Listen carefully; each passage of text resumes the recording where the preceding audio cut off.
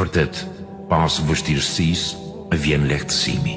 O njeri, dije se pasurisë vjen ngopja, pas etjes ke ujin freskues, pas lodhjes së tepërt të kaplon gjumi, pas sëmundjes vjen shërimi. I humburi do të triumfoj, i devijuari do të udhëzohet, dhe pëlhura e terit do të ngjitet lart e do të zhduket. Ti shpres tek Allahu, se ndoshta Allahu ta sjell fitoren e ti çel dyert të çështjeve të vështira në ana e tij. Thuaj ju, o njeri, ti që më kupton, hidhe shikimin pak më lart, atje pas perdeve, dhe çliroje trurin deri atje pas mureve. Ndaj mos e humb veten, bëhu vigjilent dhe qëndro guximshëm, se çdo fillim ka dhe mbarimin e vet.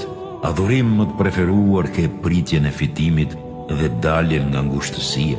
Ditët rrotullohen, ca për ty e ca kundër teje, edhe koha ka rrotullimin e vet. Netët janë si shtatë zëna, lirohen një ditë nga bara e tyre.